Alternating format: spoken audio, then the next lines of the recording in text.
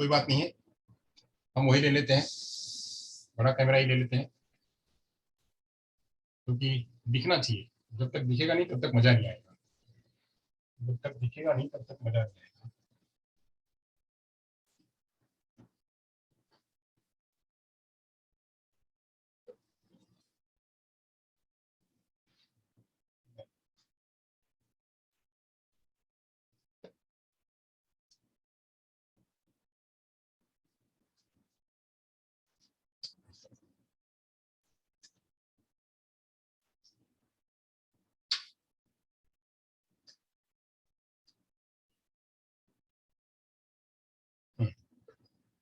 ये कोई अंदर आ रहा है उसको अंदर लीजिए आप लोग, कोई अंदर आने की कोशिश कर रहा है उसको अंदर लीजिए।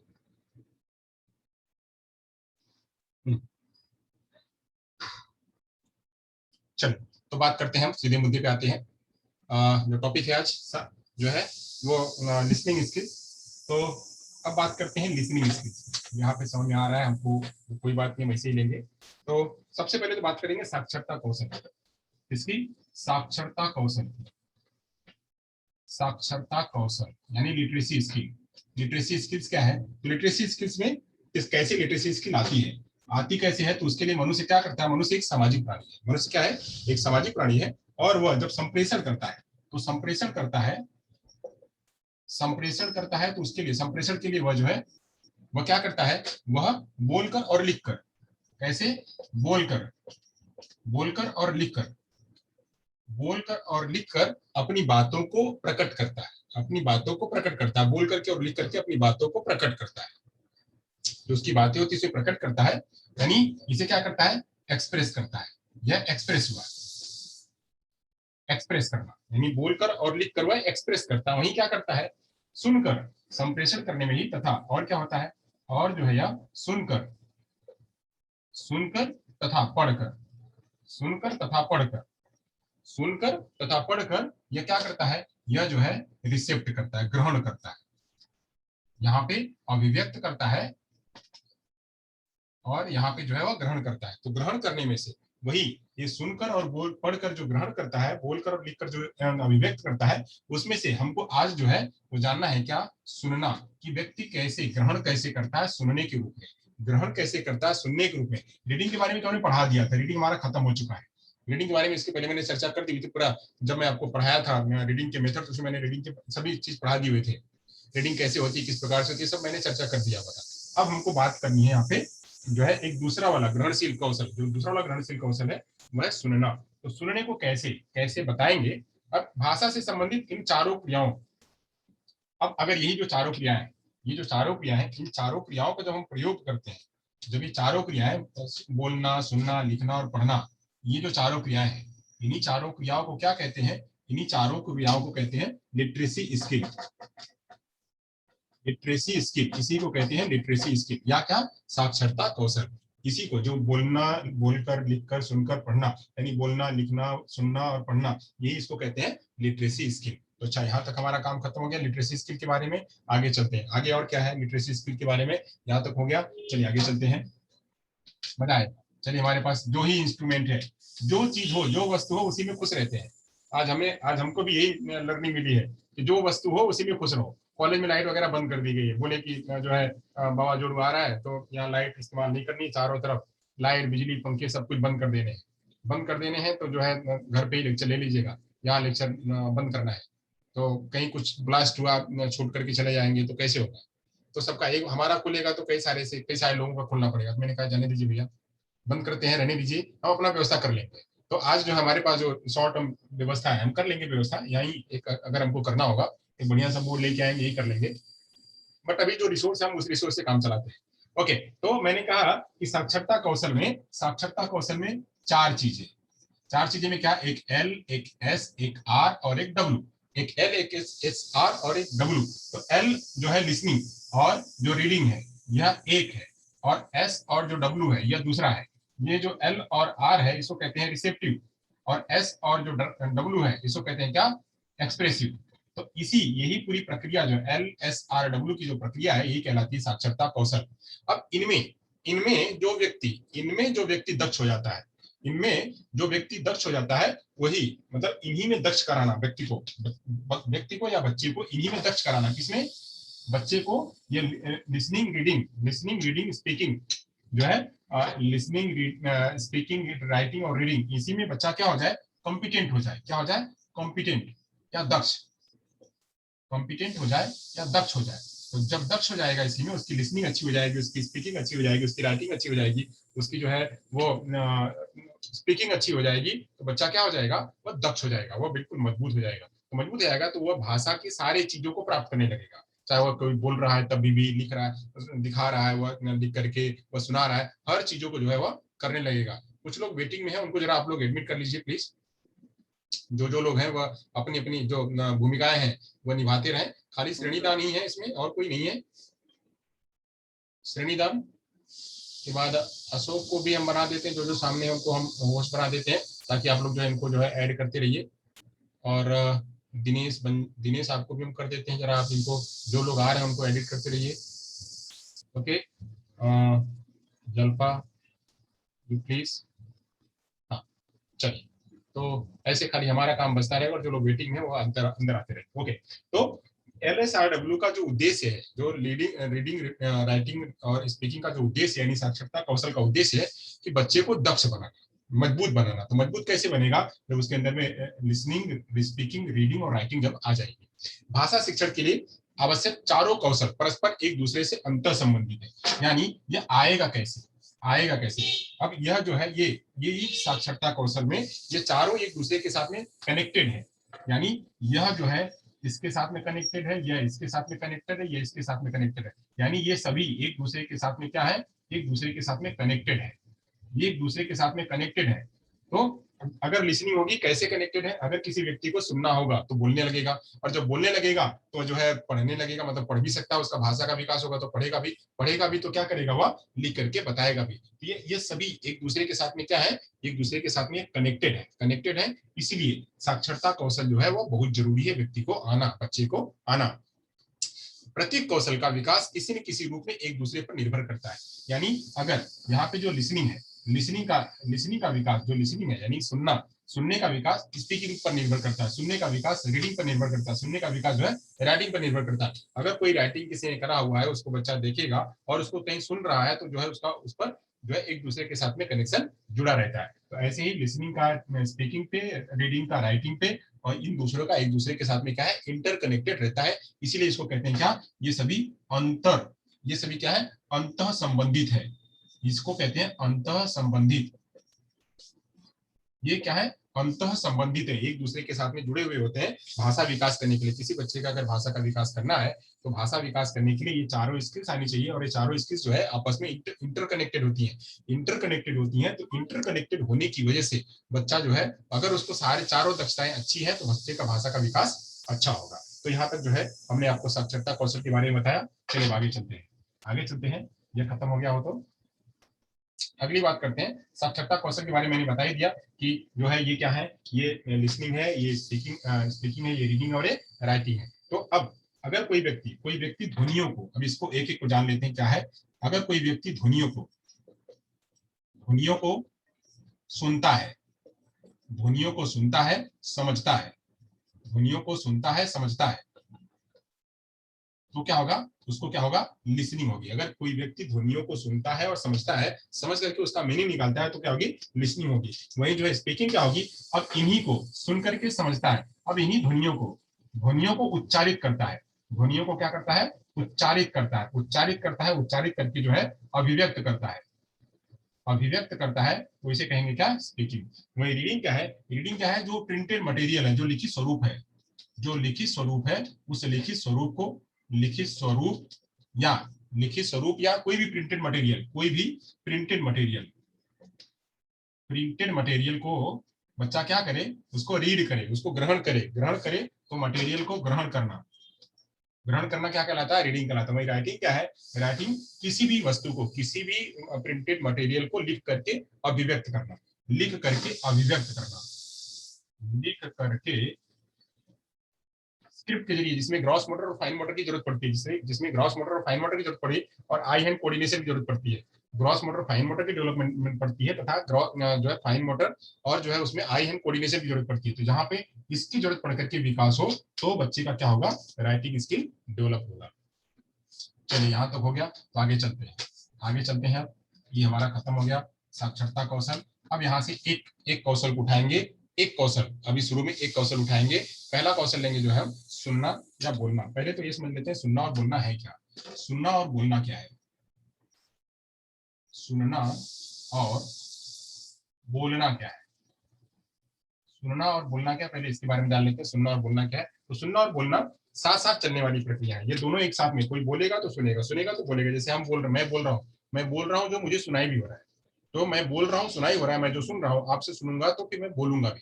तो ऐसे ही सुनना और बोलना क्या है, ये एक दूसरे के साथ में साथ साथ चलने वाली प्रक्रिया है। तो ये जो है इसको कहते हैं साथ साथ चलने वाली प्रक्रिया, साथ साथ चलने वाली प्रक्रिया, इसे कहते हैं साथ साथ चलने वाली प्रक्रिया। यानी ये क्या है, ये साथ साथ चलने वाली प्रक्रिया है। ओके सर, वॉइस क्लियर नहीं है, वॉइस क्लियर नहीं सभी के लिए नहीं है या आप ही के लिए नहीं है, वॉइस क्लियर सभी के लिए नहीं है या खाली उन्हीं के लिए नहीं है, प्लीज जरा जवाब दीजिएगा। इंटरनेट थोड़ा हो सकता है वीक हो। हाँ, सभी के लिए नहीं है या भाई के लिए नहीं है, वॉइस क्लियर है, क्लियर है, ओके क्लियर है। तो देख लीजिए आप शायद इंटरनेट की कनेक्टिविटी में आ जाइए, हो सकता है वहां पे आपका इंटरनेट पढ़ने लगे। चलिए आगे चलते हैं, आगे बात करते हैं, आगे बात करते हैं। तो यहाँ हो गया ये साथ साथ चलने वाली प्रक्रिया है जब हम कुछ बोलते होते हैं, यानी जब भी हम कुछ बोलते हैं तो खुद ब खुद हम सुन भी रहे होते हैं। और ऐसा जो है हम जब अपने वातावरण में सुनते हैं तो सुन करके जो है उसका प्रत्युत्तर निकालते हैं, प्रत्युत्तर निकालने के बाद फिर बोलते हैं। ऐसा जैसे कभी कभी नहीं होता है, हम जो बोलते हैं वह नहीं सुन पाते हैं, हम जो बोलते हैं वह नहीं, मतलब हम जो मतलब कहीं कहीं से हम सुनते हैं, कहीं कहीं से हम सुनते हैं। जैसे टीवी की आवाज है, रेडियो की आवाज है, टीवी की आवाज और रेडियो की आवाज, इनकी आवाज को तो हम खाली सुनते हैं, तो हम बोलते नहीं है। तो कुछ कुछ जगहों पे ऐसा होता है कि जो हम बोलते हैं उसको सुनते हैं, बट कुछ कुछ जगहों पे ऐसा होता है कि बाहर की वातावरण को हम सुनते हैं, सुन करके उसका मीनिंग निकालते हैं। तो ऐसे जो है कहीं कहीं, वैसे तो ये साथ साथ चलने वाली प्रक्रिया है, बट कहीं कहीं जो है अलग रूप में भी ये दिखाई पड़ती है। तो हम बिना बोले केवल सुन रहे होते हैं, जैसे हम टीवी रेडियो आदि की सूचनाओं को ग्रहण कर रहे होते हैं या वातावरण की सूचनाओं को हम ग्रहण कर रहे होते हैं। वहां पे हम बोल नहीं रहे, बट हम वातावरण की सूचनाओं को ग्रहण कर रहे हैं, तो ऐसे उसको कहते हैं सुनना। अब सुनना, सुनना भी जो है वो अलग अलग प्रकार का, मतलब सुनने में भी, सुनना जो है वो कहते हैं, सुनना एक हियरिंग होता है और एक लिसनिंग होता है। हियरिंग और लिसनिंग के बारे में हम थोड़ा चर्चा करेंगे आगे, आगे चर्चा करेंगे। पहले हम जो है यहाँ से चर्चा कर लेते हैं। अब यहाँ सुनना और बोलना के बारे में मैंने बता दिया कि सुनना और बोलना जो है ये दोनों साथ साथ चलने वाली प्रक्रिया है। अब हम खाली सुनने की बात करते हैं, सुनना क्या है, सुनना क्या है इसके बारे में चर्चा करते हैं। सुनना किसको कहते हैं, सुनना संप्रेषण की प्रक्रिया में संदेशों को सटीक रूप से प्राप्त करना और व्याख्या करने की क्षमता सुनना कहती है। यानी जब भी कोई संदेश है, जब भी कोई संदेश होता है, कोई भी सूचना या मैसेज, वो संदेश, उसको कहते हैं संदेश। जब भी कोई संदेश, संदेश को हम, संदेश को क्या करते हैं, सटीक रूप से प्राप्त करते हैं, संदेश को सटीक रूप से, सटीक रूप से प्राप्त करते हैं, सटीक रूप से प्राप्त करते हैं। और प्राप्त करने के बाद, प्राप्त करने के बाद उसकी व्याख्या करने की क्षमता, इसको प्राप्त कर लेते हैं, सटीक रूप से प्राप्त कर लेते हैं, प्राप्त करने के बाद उसे क्या करते हैं, व्याख्या करते हैं, व्याख्या करते हैं। तो ये व्याख्या करने की, व्याख्या करने की प्रक्रिया, व्याख्या करने की प्रक्रिया जो है वही क्या कहलाती है, सुनना कहलाती है, सुनना कहलाती है। अब कैसे होता है, सपोज करिए कि हमने हमने बाहर से ध्वनि ली, हमने कोई बाहर से ध्वनि ली। अब आसपास आजकल माहौल ही ऐसा है कि कहीं जो है ढोल बजाड़े जो है बज रहे हैं हर जगह, कहीं ढोल ढोल नगाड़े बज रहे होंगे, तो ढोल नगाड़े की आवाज आ रही है। तो ढोल नगाड़े की आवाज ये कहाँ से आ रही है, किधर से आ रही है, किधर से आ रही है, तो ये ढोल नगाड़े की आवाज क्या कर रहे हैं, आप सुन रहे हैं। अब उसमें आप देख रहे हैं कहीं की जो है बांसुरी बज रही है या फिर ढोल बज रहा है या फिर हारमोनियम बज रहा है, तो क्या बज रहा है। तो वो जब आप उसकी जो कंक्लूजन करते हैं कि जो आवाज आ रही है उस आवाज में कैसी आवाज है, किसकी आवाज है, जब उसका कंक्लूजन निकालते हैं तो वही प्रक्रिया क्या कहलाती है, सुनना कहलाती है। यानी सुनने की प्रक्रिया में क्या होता है, सुनने की प्रक्रिया में सटीक रूप से संदेश को प्राप्त करते हैं, संदेश को प्राप्त करते हैं, उसे और प्राप्त करके उसकी व्याख्या करते हैं, प्राप्त करके उसकी व्याख्या करते हैं। तो व्याख्या करने की प्रक्रिया ही क्या कहलाती है, सुनना कहलाती है। जैसे मैंने कहा कि मैं अभी यहाँ से बोल रहा हूँ, मैं यहाँ से बोल रहा हूँ कि जो है, मैं यहाँ से बोल रहा हूँ कि मैंगो, मैंगो मैं बोल रहा हूँ और मैंने लिखा भी। अब मैंगो मैंने बोला तो मैंगो आप क्या कर रहे हो, आप मैंगो सुन करके अपने मस्तिष्क में लेके जा रहे हो और मस्तिष्क आपकी एक छाप बना रहा है कि मैंगो मैंगो फल फल खाते हैं। तो ये आपके मन में मस्तिष्क में एक समझ आ रही है। तो ऐसे ही क्या है, सटीक रूप से प्राप्त करना और उसकी व्याख्या करने की प्रक्रिया ही क्या कहलाती है, वह लिसनिंग कहलाती है, सुनना कहलाती है। चलिए आगे चलते हैं। और क्या है सुनना? सुनना बोली गई बात को प्राप्त करने तथा अर्थ ग्रहण करने की प्रक्रिया है। सुनना क्या है और क्या है सुनना? सुनने में और क्या होता है? सुनने में जो है वो बोली गई बात को प्राप्त करने और अर्थ ग्रहण करने, जो भी बोली गई बात है, बोली गई बात को अर्थ ग्रहण करने, बोली गई बात को अर्थ ग्रहण करने, अर्थ ग्रहण करने तथा प्राप्त करने। तो पहले प्राप्त करने आएगा, तो बात को प्राप्त करने, पहले प्राप्त होगी, प्राप्त करने तथा अर्थ ग्रहण करने। अर्थ ग्रहण करने की जो प्रक्रिया है, की प्रक्रिया क्या कहती है, वही जो है सुनना कहलाती है। सुनना मतलब क्या, लिसनिंग कहलाती है, सुनना कहलाती है। अब ये इसको कहते हैं सुनना। वही एक और बात है, एक और बात में कहा जा रहा है सुनना प्रभावी संप्रेषण करने की एक चाबी है। यानी अगर हमको प्रभावी रूप से संप्रेषण करना है किसी के साथ में, अगर किसी के साथ में प्रभावी रूप से संप्रेषण करना है तो उसके लिए क्या जरूरी है, उसके लिए जरूरी है सुनना। संप्रेषण करना है,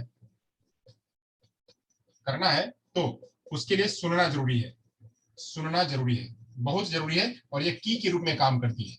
किसके रूप में काम करती है, की के रूप में। कभी कभी क्या होता है कि हम बातें करते रहते हैं, बात करते रहते हैं, बात करते रहते हैं, तो बात जब करते हैं तो सामने वाला जो है खाली हूं ऐसे जवाब देता है, या फिर वह उसका दिमाग कहीं और रहता है। तो दिमाग कहीं और रहता है तो उस जगह पे वह रिस्पॉन्स नहीं करता है। तो रिस्पॉन्स नहीं करता है तो ऐसी कंडीशन में क्या होता है कि जो है वह जो संप्रेषण है वह प्रभावी नहीं होगा, संप्रेषण आगे नहीं जाएगा। तो इसके लिए क्या है, सुनना बहुत जरूरी है। सुनना बहुत जरूरी है। जब सुन करके हम ध्यान से सुनेंगे तभी जो है जो संप्रेषण की प्रक्रिया है उसको हम आगे लेके जा पाएंगे। तो ऐसे संप्रेषण को प्रभावी बनाने के लिए सुनना एक की के रूप में काम करता है। और सुनना क्या है, सुनना एक प्रक्रिया है जिसमें क्या होता है, बोली गई बात को प्राप्त करा जाता है, प्राप्त करके और उसका अर्थ ग्रहण किया जाता है, तो वो भी कहते हैं उसको सुनना। और सुनना किसको कहते हैं, तो सुनना करने में क्या होता है, प्राप्त करते हैं उसकी व्याख्या करते हैं। तो ऐसे हम ये बात हमको समझ में आ रही है, ये बात हमको समझ में आ रही है कि अभी यहाँ तक सुनना हो गया, आपने देख लिया, देख लिया। अगर आप स्नैप ले लिया हो तो आगे चलें, अगर आपने इसका स्नैप ले लिया हो, अगर आपने लिख लिया हो तो आगे चलें।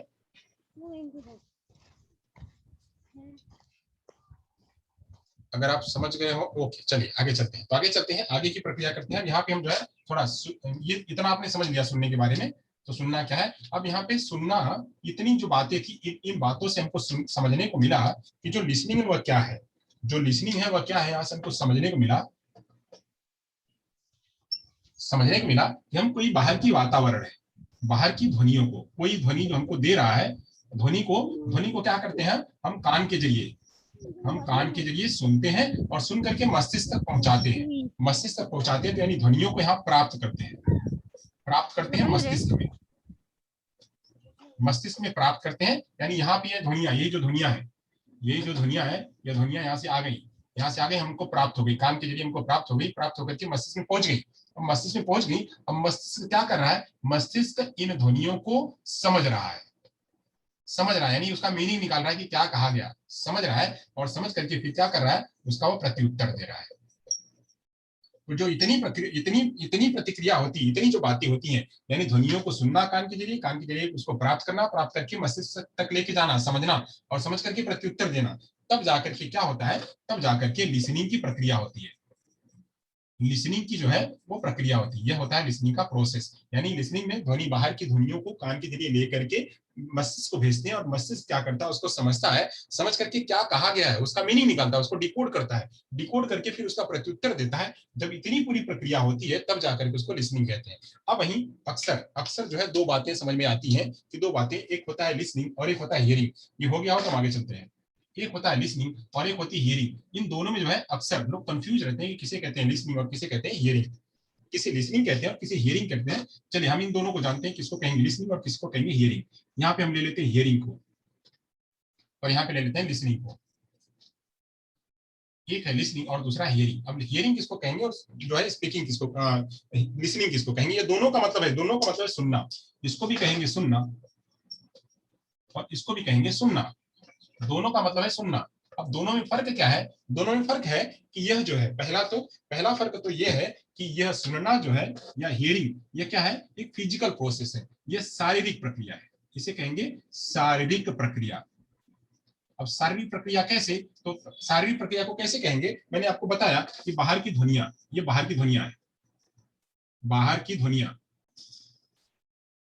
बाहर की ध्वनियां हमको मिली। अब ध्वनियों को क्या कर रहे हैं हम? कान के जरिए हम सुन रहे हैं, कान तक लेके जा रहे हैं। अब कान तक लेके आए, यहां तक सुनने की प्रक्रिया हो रही है। कान सुनने के बाद जो हम यहाँ ब्रेन स्टेम तक भेज रहे हैं, ब्रेन स्टेम तक भेज रहे हैं, यहाँ से ब्रेन स्टेम तक भेज दिया, बट यहाँ पे मस्तिष्क तक नहीं पहुंचा। सुनने की प्रक्रिया यहाँ से यहाँ तक हुई, यहाँ तक पहुंचा पहुंचा बट ब्रेन तक नहीं पहुंचा। ब्रेन उसका मीनिंग नहीं निकाल पा रहा है। बात हमारा सुनाई तो हो रहा है, हम सारा कुछ सुन रहे हैं, सुन करके ब्रेन तक नहीं पहुंचा पा रहे हैं, यानी सुन करके यहाँ तक तो हो रहा है, सब कुछ सही है, outer ear, middle ear, inner ear सब कुछ सही है, सुनाई सही है, बट हम जो है ब्रेन तक आवाज को नहीं पहुंचा पा रहे हैं। तो जब तक ब्रेन तक की आवाज को नहीं पहुंचाएंगे तब तक क्या होगा? लिसनिंग नहीं होगी। तो यहाँ तक की प्रक्रिया जब होती है तो उसे कहते हैं लिसनिंग, और उसे कहते हैं हियरिंग, यानी ब्रेन तक पहुंच गई, वहां तक ब्रेन स्टेम तक पहुंच रही है, बट वहां के बाद मस्तिष्क तक जो है कंक्लूड नहीं हो रहा, मस्तिष्क का दरवाजा बंद है। जहां से सुन करके कंक्लूड करना है वहां तक दरवाजा बंद है उसका, उसके वो जब खुलेगा तब जो है उसका मीनिंग निकलेगा, उसका जो है वह मीनिंग निकलेगा, वो मीनिंग निकालना बंद है, तो यहाँ तक क्या होगा? लिसनिंग उसके आगे नहीं होगी। यानी यहाँ अगर यहीं तक है तो उसे कहेंगे क्या? इस प्रक्रिया को कहेंगे जो है वो हियरिंग। तो हियरिंग क्या कहलाता है? हियरिंग जो है वो शारीरिक प्रक्रिया कहलाती है, यानी शरीर में वो पूरा आउटर ईयर से मिडिल ईयर से इनर ईयर तक पहुंचती है, तो वो उसे कहेंगे शारीरिक प्रक्रिया। वही जो लिसनिंग है उसे क्या कहेंगे? तो लिसनिंग को कहेंगे मानसिक प्रक्रिया। इसे कहेंगे क्या? मानसिक प्रक्रिया। मानसिक प्रक्रिया कैसे कहेंगे? कि जब यह आउटर ईयर से मिडिल ईयर, बाहर की ध्वनिया आउटर ईयर से मिडिल ईयर से इनर ईयर से जाकर के जब वह जो है मस्तिष्क तक पहुंचती है, तो मस्तिष्क तक पहुंचने के बाद उसका कंक्लूजन करती है, उसका मीनिंग निकालती है, तो मीनिंग निकालने की प्रक्रिया ही जो है वह मानसिक प्रक्रिया कहलाती है। तो यहाँ तक हो गया। अब यहाँ तक चलिए आगे चलते हैं। अगर ये बात हो गई तो आगे चलते हैं। अगली बात में क्या कहा जा रहा है? हियरिंग ध्वनि को कान तक ले जाने की प्रक्रिया है। यानी जो हियरिंग है, वह हियरिंग क्या है? ध्वनि को कान तक लेके जाती है, कान तक लेके जाती है। जबकि लिसनिंग क्या है? लिसनिंग जो है वह इन ध्वनियों को कान से होते हुए मस्तिष्क तक लेके जाती है, मस्तिष्क तक लेके जाती है। अब मस्तिष्क तक लेके जाती है, बस यही काम नहीं खत्म होता है, मस्तिष्क तक तो लेके जाती है, साथ साथ में जो व्यक्ति है इस ध्वनि को, ये जो ध्वनि आई है इस ध्वनि को जो व्यक्ति है वह व्यक्ति अपने अपने एटीट्यूड के जरिए, अपने दृष्टिकोण के जरिए, व्यक्ति अपने दृष्टिकोण के जरिए, अपनी मुद्रा के जरिए, यानी वह किस मुद्रा में है, कैसा समझ रहा है, अपनी मुद्रा के जरिए, तथा मानसिक स्थिति के जरिए। अब यहां से मैंने कहा कि शारीरिक प्रक्रिया, मानसिक प्रक्रिया, यह ध्वनि को कान तक ही लेके जाता है, जबकि यह ध्वनि को कान से होते हुए मस्तिष्क तक लेके जाता है। मस्तिष्क तक लेके गया, अब वहां पे जो व्यक्ति जिसने सुना, मस्तिष्क तक आई आवाज, तो जिसका मस्तिष्क है, जिस व्यक्ति का, वो उस मस्तिष्क में वह उसको इंटरप्रिट कैसे करेगा, उसको अनुवादित कैसे करेगा? तो अनुवादित करने के लिए वह जो है, अनुवादित करने के लिए वो अपना दृष्टिकोण लगाएगा, अपनी मुद्रा लगाएगा तथा अपनी मानसिक स्थिति लगाएगा। मानसिक स्थिति, मुद्रा, इसके आधार पे जो है वो क्या करेगा? उसको सुनेगा, सुन करके उसका इंटरप्रिट करेगा और फीडबैक देगा। सुनेगा और फीडबैक देगा, सुनेगा और फीडबैक देगा। चलिए, किसी का कोई मैसेज था, क्या मैसेज था?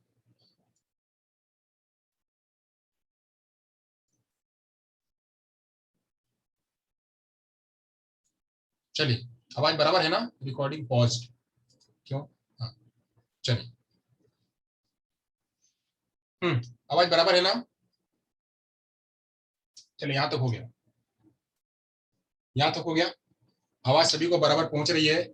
ओके, चलिए ठीक है। तो ये जो है पहली बात में मैंने कहा शारीरिक प्रक्रिया, ये मानसिक प्रक्रिया, ये कान तक लेके जाती है, जो लिसनिंग में कान से होते हुए जो है वो शरीर तक जाती है, और व्यक्ति अपने मानसिक और एटीट्यूड के आधार पे जो है उसको इंटरप्रीट करता है। यहाँ तक हो गया। चलिए, जो है यह लिसनिंग के दौरान, इसमें अगर ये बात करते हैं खाली इसमें, जब हियरिंग होती है तो हियरिंग होने के दरमियान, इसके समय, इसके दौरान लिसनिंग लिसनिंग हो भी सकती है और ना भी। यानी जब लिसनिंग हियरिंग हो रही है तो हियरिंग के दरमियान लिसनिंग हो भी सकती है और लिसनिंग नहीं भी हो सकती, दोनों कारण है। कब? जब लिसनिंग, अगर हियरिंग हो रही है, कान तक आवाज पहुंच रही है, तो उस दौरान लिसनिंग हो भी सकती है और नहीं भी हो सकती, दोनों कारण है। अगर यहाँ से आवाज जो है वो आगे तक पहुंची तो लिसनिंग होगी, अगर नहीं पहुंची तो लिसनिंग नहीं होगी। यानी हियरिंग के दौरान लिसनिंग हो भी सकती है और ना भी, यानी ये बात करिए, हो भी सकती है और ना भी, ये दोनों बात है। वहीं जब इसमें बात आती है लिसनिंग के दौरान, तो लिसनिंग के दौरान क्या है, इसके दौरान हियरिंग होती ही है। अगर लिसनिंग हो रही है, अगर किसी व्यक्ति को लिसनिंग हो रही है तो हियरिंग होगी ही, तो लिसनिंग होती ही है। तो यहाँ पे ये मैंने आप लोगों को लिसनिंग और हियरिंग के बारे में थोड़ा सा मैंने बेसिक अंतर आपको बताया। ये आप समझे रहिएगा कि लिसनिंग और हियरिंग दोनों एक जैसी बात नहीं है। कोई व्यक्ति सुन रहा है, कोई व्यक्ति आवाज को सुन रहा है और उसका मीनिंग नहीं निकाल पा रहा है, इसका मतलब उसको लिसनिंग नहीं हो रही है, वो खाली हियरिंग कर रहा है। तो ऐसे जो है उसके बहुत सारे कारण है, बहुत सारे रीजन है, वो जो है उसकी चर्चा हम बाद में करेंगे। चलिए यहाँ तक हो गया, तो आगे चलते हैं। आप लोगों ने लिख लिया होगा, समझ लिया होगा। चलिए आगे चलते हैं। बोर्ड तो बिल्कुल क्लियर है, सब कुछ बढ़िया है। आगे चलते हैं, अगली बात पे चलते हैं। अब बात करते हैं श्रवण कौशल। श्रवण कौशल क्या है? श्रवण कौशल की बात करते हैं, लिसनिंग स्किल्स की बात करते हैं। अभी तक हमने श्रवण की बात करी, मतलब सुनना और हियरिंग और लिसनिंग के बारे में बात करी, और फिर हमने बात करी कि सुनना और बोलना क्या है, उसके बारे में जानकारी करी। अब बात करते हैं श्रवण कौशल की। श्रवण कौशल यानी क्या? लिसनिंग स्किल यह क्या है? लिसनिंग स्किल के बारे में बात करते हैं, यह क्या है? श्रवण कौशल का संबंध कान से होता है, यानी श्रवण कौशल का संबंध किससे है? इसका संबंध किससे है? तो संबंध कान से होता है। होगा कहां से? तो कान से। सुनना, लिसनिंग होगी कहां से? तो पहले आवाज कान के जरिए आएगी, फिर मस्तिष्क पहुंचेगी, तब जो है सुनना होगा। तो सुनना का जो तात्पर्य है वह कान से होता है। श्रवण शब्द का सामाजिक प्रसंग में सुनने से ग्रहण किया जाता है। यानी अगर कोई भी सामाजिक प्रसंग है, कोई भी सामाजिक प्रसंग से बात को लेकर अर्थ ग्रहण करना सुनना कहलाता है। अर्थ ग्रहण करना क्या है? सुनना कहलाता है।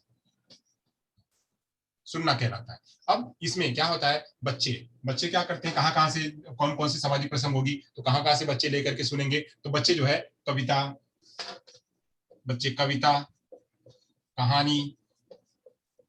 कहानी, भाषण, वार्तालाप, को सुनकर ज्ञान प्राप्त कर पाते हैं। यानी ये बच्चे जो कहानी है, कविता है, भाषण है, वार्तालाप है, इनको सुन करके जो है वो ज्ञान प्राप्त कर पाते हैं, तथा उसका क्या करते हैं? तथा उसका अर्थ ग्रहण करते हैं। यानी बच्चा क्या है? बच्चा सुनना कहां से होगी? तो सुनना होने के लिए वह कविता के माध्यम से, कहानी के माध्यम से, भाषण के माध्यम से, वार्तालाप के माध्यम से उनको सुन करके ज्ञान प्राप्त करते हैं तथा उसका अर्थ ग्रहण करते हैं। इसे कहते हैं क्या? सुनने का कौशल। जब ये बच्चों को आ गया, यानी कविता, कहानी को सुनकर, वार्तालाप को सुन करके उसका अर्थ ग्रहण निकालने लगे, उसका जो है मीनिंग निकालने लगे, तो इसका मतलब है कि बच्चे को सुनना कौशल हो रहा है। उसको लय, उतार, चढ़ाव में अगर बोलने लगे तो इसका मतलब बच्चे को सुनना कौशल है। ये है सुनना कौशल। चलिए आगे चलते हैं। और क्या है? यदि छात्र की श्रवण इंद्रिय में दोष है, यानी अगर किसी बच्चे को सुनना कौशल बेहतर कैसे होगा? यहाँ तक हो गया, तो आगे चले। ये अगर हो गया हो तो आगे चले। सुनना कौशल बेहतर कैसे होगा? सुनने का कौशल जो है वह बेहतर कैसे होगा? तो उसके लिए क्या करना पड़ेगा? बच्चे का जो इंद्रिय है, श्रवण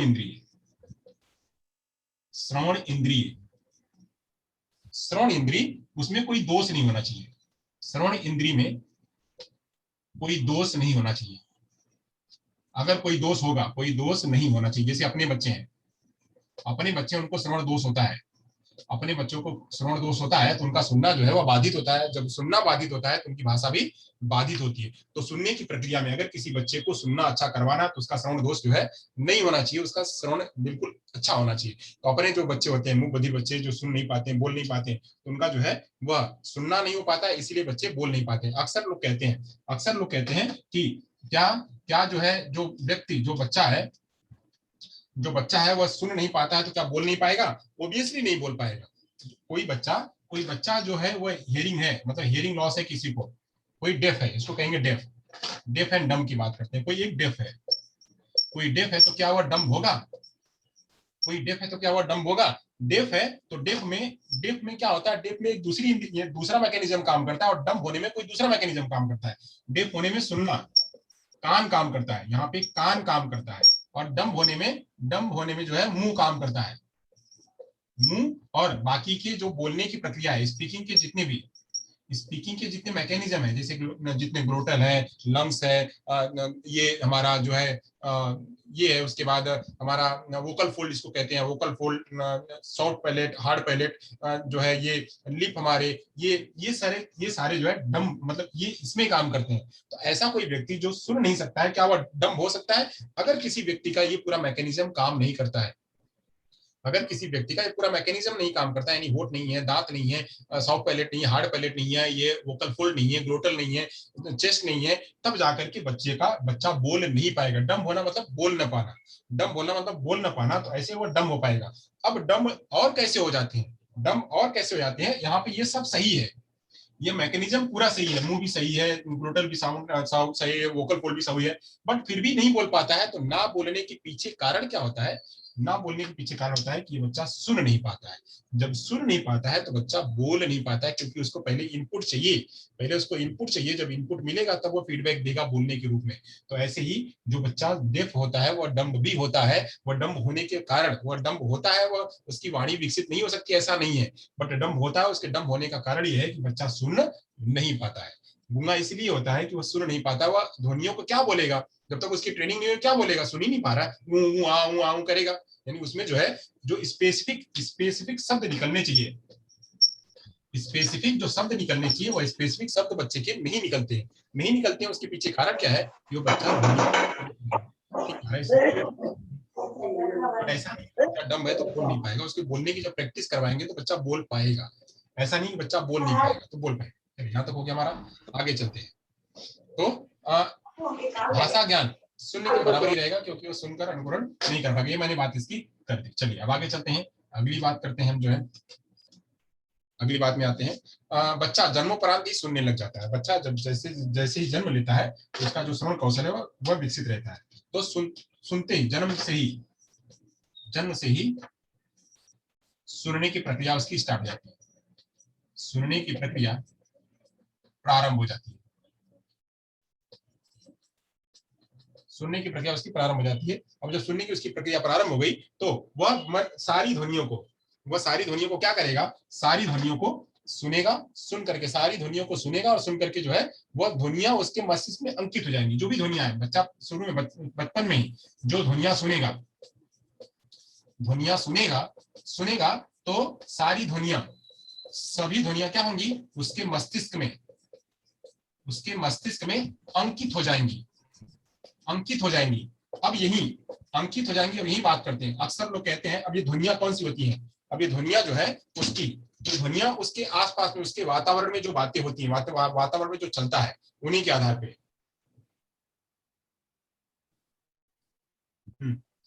यहाँ पे पंखे की व्यवस्था नहीं है, इसलिए थोड़ी गर्मी भी हो रही है। ओके, कोई नहीं, दाग अच्छे हैं, गर्मी अच्छी है। अगर आप तक पहुंच रहा है तो जितनी भी गर्मी हो सब अच्छी है, कुछ भी हो हमको आप तक पहुंचाना है, वो सबसे पहले जरूरी है। चलिए आगे चलते हैं। तो मस्तिष्क तक अंकित हो जाती है, शुरू में मस्तिष्क शुरू में अंकित हो जाती है।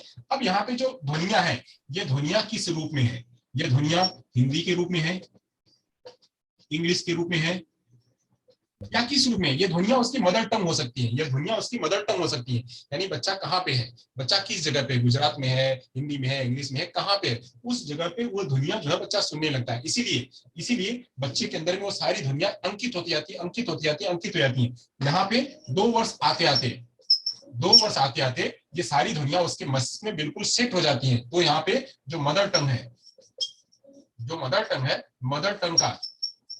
मदर टंग का रिसेप्शन होने लगता है। मतलब दो वर्ष तक मदर टंग का रिसेप्शन बच्चे का हो जाता है, मतलब रिसेप्शन हो जाता है। अब खाली वहां बिल्डअप होना है, ध्वनियां सारी अंकित हो जाती हैं, बस उसको बिल्डअप होना जितनी। अब वो भी कहें कि सब क्या हो जाएंगी सारे बच्चों में, ऐसा नहीं है, सारे बच्चों में हो जाएंगे ऐसा नहीं है। ऐसा क्यों नहीं है? क्योंकि जितना एक्सपोजर आप देंगे बच्चे को, जितना एक्सपोजर देंगे, जितना बच्चे को एक्सपोजर देंगे उतना बच्चे का भाषा का विकास उतना अंकित होगा, जितना देंगे। अगर बच्चे को आपने कुछ बोला नहीं, 2 साल तक बिल्कुल चुप है, उसको कोई भी आवाज नहीं दी, कोई आवाज नहीं दी, कहीं कोई ध्वनि में नहीं आया, तो क्या होगा, उसको रिसेप्शन होगा, 2 साल गुजर जाएगा, भले उसका कान सही है, फिर भी उसको नहीं आने वाला है। क्यों नहीं आने वाला है? क्योंकि उसको भाषा का एक्सपोजर नहीं दिया गया, वाणी का एक्सपोजर नहीं दिया गया, नहीं दिया गया, तो इसलिए उसकी भाषा का विकास नहीं होगा। तो यहाँ पे एक्सपोजर बहुत जरूरी है। भाषा के रूप में कॉन्टेक्स्ट और भाषा के रूप में एक्सपोजर जरूरी है। तो जब एक्सपोजर जितना उसको मिलेगा उतना उसका सुनना बेहतर होगा और उतनी उसकी मदर टंग जो है वो बेहतर होगी। तो ऐसे ही एक बालक जो है वह ऐसे इस प्रकार की ध्वनियों को लेकर के लगातार अपने मस्तिष्क में अंकित करते जाता है, और अंकित करते जाता है तो उन ध्वनियों में सूक्ष्म अंतर भी करने लग जाता है। यानी मामा है, पापा है, तो ध्वनियां, किसी ने कहा मामा नहीं है, पापा है, मामा नहीं है, पापा है, तो मामा और पापा यानी म और प, इन दोनों ध्वनियों के सूक्ष्म अंतर को भी बच्चा समझने लगता है, किसको म कहेंगे, किसको प कहेंगे। क्यों? क्योंकि उसको जो है वो रिसेप्शन होने लगता है। तो म और प इन दोनों ध्वनियों में भी वह विभेद करने लगता है। तो ऐसे जो है बच्चा जब आगे बढ़ता है, ये श्रवण कौशल उसके अंदर में विकसित हो जाता है। श्रवण कौशल विकसित होता है कैसे? अलग अलग ध्वनियों में विभेद करने के रूप में। चले, यहाँ तो समझ में आ गया, आगे चलते हैं। अब जो सुनने की प्रक्रिया वह कैसे होती है, अब यहाँ से लिखते हैं सुनने की प्रक्रिया। सुनने की प्रक्रिया को ले लेते हैं। सुनने की प्रक्रिया क्या होती है? सुनने की प्रक्रिया, सुनने की प्रक्रिया में लेते हैं। तो सुनने की प्रक्रिया में सबसे पहले दिख रहा है आपको, तो सबसे पहले क्या होता है? रिसीविंग करना, सबसे पहले प्राप्त करना। किसको? ध्वनियों को, ध्वनियों को रिसीव करना। तो पहले सबसे पहला होता है रिसीव करना, फिर उसके बाद जो है उसके बाद जब आगे बच्चा बढ़ता है तो आगे बढ़ता है इसको अंडरस्टैंड करता है। किसको अंडरस्टैंड करता है? ये ध्वनियों को ही, इन्हीं ध्वनियों को अंडरस्टैंड करता है। फिर आगे जाता है तो फिर क्या होता है? ध्वनियों को अंडरस्टैंड कर लिया, अब इन्हीं ध्वनियों को रिमेंबर करेगा, ध्वनियों को रिमेंबर करेगा। ध्वनियों को रिमेंबर कर लिया तो अब क्या होगा? ध्वनियों को जब रिमेंबर कर लिया तो अब इसको इवेल्युएट करेगा। क्या करेगा? इवेल्युएट करेगा, यानी इसका मूल्यांकन करेगा। अब मूल्यांकन करने के बाद जब मूल्यांकन कर लिया तो इसी को क्या करेगा? वो फीडबैक के रूप में देगा, फीडबैक के रूप में देगा। तो ऐसे ही ये इस पूरी प्रक्रिया में जो है चलती है। ध्वनियों को सबसे पहले कान के माध्यम से, कैसे? कान के माध्यम से, कान के बाहरी चीजों को कान के माध्यम से रिसीव करता है, ध्वनियों को कान के माध्यम से रिसीव करता है। रिसीव करने के बाद मस्तिष्क को भेजता है। मस्तिष्क क्या करता है? उसको ध्वनियों को समझता है, समझ करके उसको याद करता है, उसको एसोसिएट करता है कि क्या बात कही, म कहा गया था कि प कहा गया था, म कहा गया था कि पापा कहा गया था, मामा कहा गया कि पापा कहा गया। जो ध्वनि है उसको क्या है? कुत्ता है कि बिल्ली है? अब कुत्ता है बिल्ली, उसको एसोसिएट करके उसको रिमेंबर करता है, रिकॉल करता है, रिकॉल करके लेके आता है। अब लेके आता है फिर उसको इवेल्युएट करता है कि यही सही है ना, मामा ही कहा गया ना। तुरंत, इसमें सेकंड भी नहीं लगता है, सेकंड भी नहीं लगता है, बच्चा तुरंत रिमेंबर करके उसको इवेल्युएट कर लेता है कि नहीं मामा ही कहा गया। अब मामा कहा गया तो मामा करने के बाद फिर तुरंत तुरंत वो फीडबैक देता है, हाँ हाँ हाँ आया आया आया आया आया। जैसे किसी ने बोला कि सुरेश आ जा, किसी ने बोला कि सुरेश आ जा, तो सुरेश बच्चा समझ करके तुरंत उसने अपनी आवाज को रिसीव किया, रिसीव करके उसको समझा कि सुरेश कहा गया, उसको रिमेंबर किया कि सुरेश कौन? सुरेश, अरे मेरा ही नाम है सुरेश, सुरेश मेरा ही नाम है। तो तुरंत दौड़ करके सुरेश मेरा ही नाम है, वो तो हाँ हाँ हाँ हाँ। तो सुरेश जो है तुरंत भाग करके बोला हाँ याद किया और इवेल्युएट किया कि हाँ मुझे ही बोला गया था, मैं तो कहीं और दिमाग मेरा चल रहा था। तो रिमेंबर किया और फीडबैक दिया, हाँ हाँ हाँ हाजिर हूँ सर, हाजिर हूँ। तो ऐसे जो है वो जवाब देता है कि आया, हाजिर हूँ। तो ऐसे जो है ये पूरी प्रक्रिया जो है वो चलती रहती है। अब इस चलने में इसको कहते हैं रिसीव करना, यानी प्राप्त करना, अंडरस्टैंड करना मतलब समझना, रिमेंबर करना मतलब याद करना, इवेल्युएट करना मूल्यांकन करना, और फीडबैक मतलब क्या करना? प्रतिपुष्टि देना, प्रतिपुष्टि देना। तो इस तरह से जो है पूरे कान की जो ध्वनि की जो सुनने की जो प्रक्रिया है वह चलती रहती है। हो गया हो तो आगे चले, हो गया हो तो आगे चले, अगर हो गया हो तो आगे चले, हो गया तो आगे चले। चलिए गुड, वेरी वेरी गुड। आप लोगों को समझ में आ रहा होगा, समझ में आ रहा है तो बहुत अच्छी बात है, नहीं आ रहा है तो भी कोई बात नहीं है, दोबारा देख लीजिएगा, कर लीजिएगा। अब मेहनत तो कर रहे हैं, अब नहीं समझ में आएगा तो जहाँ नहीं आया होगा अब पूछ लेंगे तो अच्छी बात है। चलिए अब बात करते हैं सुनने का महत्व क्या है, श्रवण कौशल का महत्व, महत्व समझ लेते हैं। श्रवण कौशल का महत्व, श्रवण कौशल का महत्व, महत्व क्या है इसके बारे में जानते हैं, यानी कहाँ कहाँ श्रवण कौशल होना चाहिए। तो महत्व के बारे में जानते हैं। सबसे पहली महत्व ले लेते हैं। सबसे पहला महत्व क्या है? कहे गए कथनों को शब्द सह सुनना, जो भी कहा गया उस कहे को बिल्कुल शब्द स, क्या कहा गया उसको शब्द सह सुनना। सुनने का महत्व कहाँ है कि कहे गए शब्दों को शब्द सह सुनना, पहला जगह। दूसरा क्या है, दूसरी बात क्या है, ध्वनि में विभेदीकरण करना, यानी प और म कैसा है, ध्वनि में विभेदीकरण करना, यह भी इसका महत्व है। ध्वनि में विभेदीकरण करना, कैसे करेगा विभेदीकरण, तो एक ध्वनि है म, जैसे माँ, तो माँ, तो एक जैसे मामा, एक मामा है और एक पापा है, तो मामा और पापा दोनों में फर्क लगाना कि म है और ये प है। म मतलब मामा मतलब वो दूसरे, और पापा मतलब दूसरे, इन दोनों के बीच में क्या करना, अंतर लगाना। समझ में आ रहा है सर? वेरी गुड, बहुत बढ़िया, समझ में आ रहा है। तो ऐसी फीडबैक आप हम लोग आप देते रहेंगे तो अच्छा रहेगा। तो ऐसे जो है वह मामा और पापा में दो ध्वनियों के बीच में विभेद करने लगता है कि किसकी जो है चिड़िया की आवाज है, किसकी जो है पक्षी की, किसकी जो है जानवर की आवाज है, मम्मी की आवाज कौन सी है, पापा की आवाज कौन सी है, छोटे भाई की आवाज कौन सी है, बड़े भाई की आवाज कौन सी है, गाय की आवाज कौन सी है, बछड़े की आवाज कौन सी है। इन सारी ध्वनियों में विभेद करना वह जानने लगता है। जैसे जैसे आगे बढ़ता है वैसे वैसे ध्वनियों में विभेद करना भी जानने लगता है। ऐसे ही ध्वनियों में विभेद करना भी बच्चे को सिखाना, ये भी यहाँ पे भी श्रवण कौशल का महत्व है। और क्या, दूसरे के द्वारा किए गए उच्चारण को सुनकर शुद्ध उच्चारण का अनुकरण करना। जैसे जैसे किसी ने उच्चारण किया, किसी ने उच्चारण किया, उस उच्चारण को सुनना, उच्चारण को सुनना और उसकी नकल कर, उसकी नकल कर, उसकी नकल कर उच्चारण करना, उच्चारण करना। जैसे किसी ने कहा Sardar Patel is the home minister of the India, Sardar Patel was the home minister of India. ऐसे इसको Sardar Patel was home minister of the India. तो ऐसे ऐसे शब्दों को अगर बोला गया है, एक एक शब्दों को, जैसे यहीं पे मैंने कहा यहाँ पे उच्चारण, तो आप लोग भी कहोगे उच्चारण, सुनोगे आप मेरी पूरी बात को सुनोगे, उच्चारण, आप लोग भी कहोगे उच्चारण, उच्चारण नहीं उच्चारण बोलते हैं उसको। तो मैं टीचर हूं, मैं गलत बोलूंगा तो आप भी गलत ही बोलेंगे, मैं कहूंगा उच्चारण। तो ऐसे ही को सुनना और उसकी, आप लोग भी कहेंगे और उसकी नकल करना, उच्चारण करना। तो ऐसे इन सब चीजों को बच्चा उन्हीं जो जो कोई उच्चारण कर रहा है उसको नकल करेगा और ऐसे उच्चारित करेगा। यहाँ भी जो है वो सुनने का, अगर सुनना बेहतर है बच्चे का, अगर सुनना बेहतर है तो ये सब भी उसकी बेहतर होगी। चलिए आगे चलते हैं। तो अगला बात क्या है, अगली बात में क्या कहा जा रहा है, अगली बात में कहा जा रहा है कि शब्द और वाक्य को विभाजन, शब्द और वाक्य विभाजन को पहचानना, यानी शब्द कहाँ है, शब्द और वाक्य विभाजन, वाक्य विभाजन को पहचानना, को पहचानना। वाक्य विभाजन मतलब क्या, जहां पे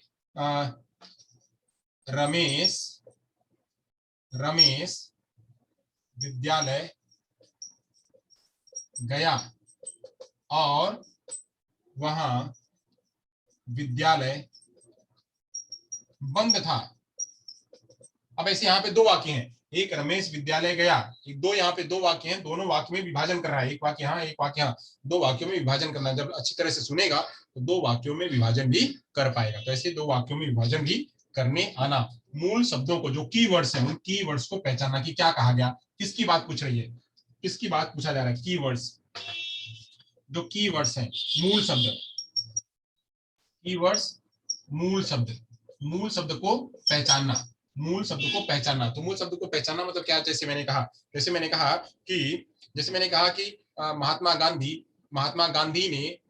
गांधी जी ने वह स्वराज आंदोलन चलाया था। तो अब यहाँ पे कीवर्ड क्या हो गया, कीवर्ड स्वराज आंदोलन, स्वराज आंदोलन जो है वो कीवर्ड हो गया। तो ऐसे कीवर्ड को पहचानना कि जिस पर फोकस किया जा रहा है, जिस पर ज्यादा पोज दिया जा रहा है, तो उस पर पोज कहाँ दिया जा रहा है, उनको भी पहचानना। तो अब यहाँ पे हो गया।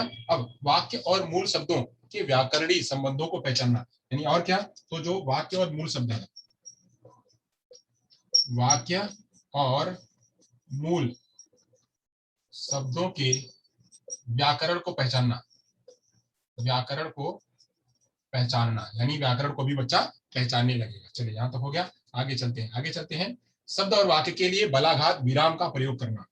जहां पे शब्द और वाक्य है उसमें बलाघात और विराम का भी प्रयोग करना।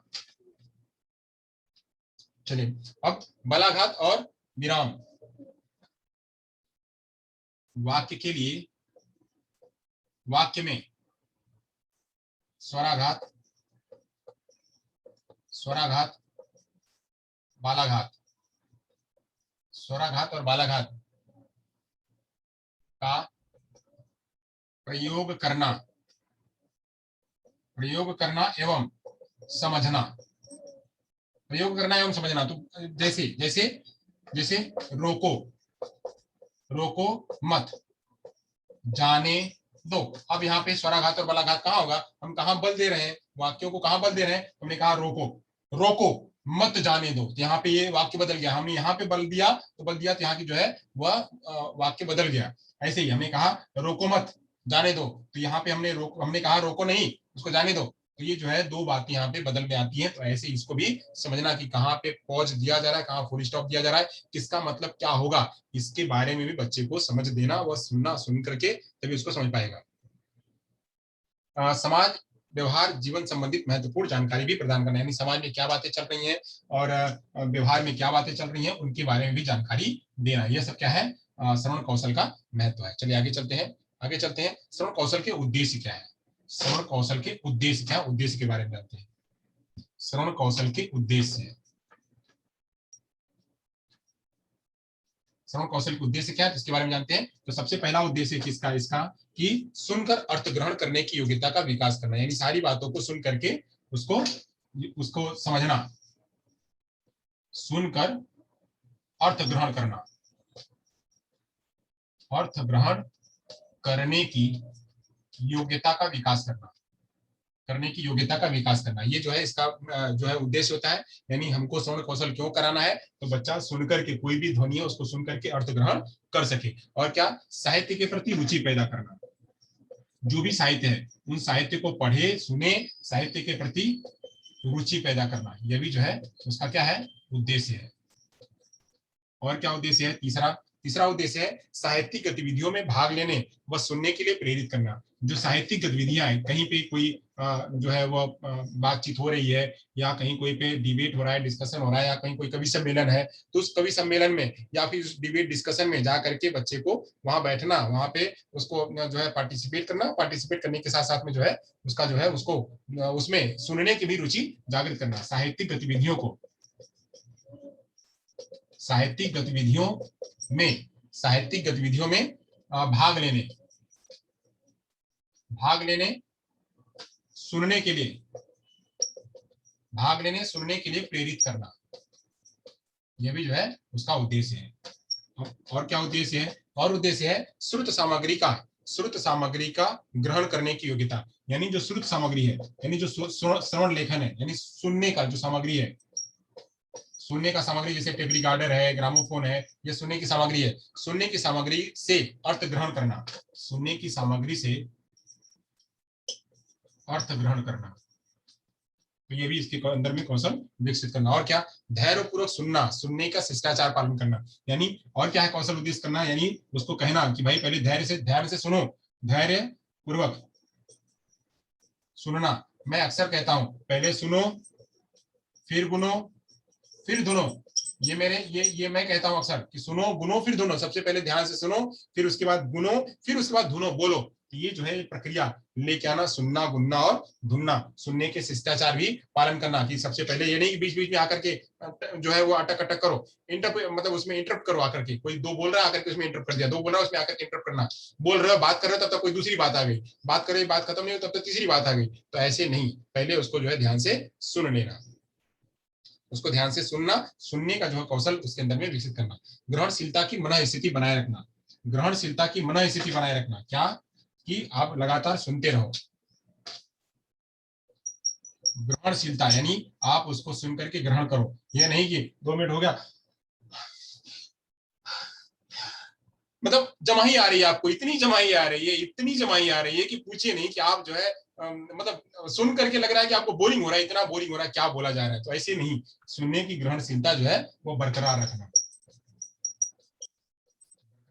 तो ये जो है ये भी साथ साथ में करना। तो ये हो गया हमारे क्या, श्रवण कौशल के उद्देश्य। अब श्रवण कौशल विकास के चरण क्या है, कैसे कैसे श्रवण कौशल का विकास होगा। चलिए अगर हो गया हो तो आगे चले। श्रवण कौशल विकास के चरण क्या है, कैसे हम श्रवण कौशल का विकास करेंगे।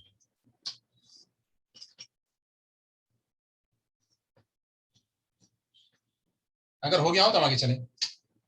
श्रवण कौशल के विकास अगर आपने कर लिया है तो आगे चले, मैसेज करिए, मैसेज करिए, ये हो गया हो तो आगे चले।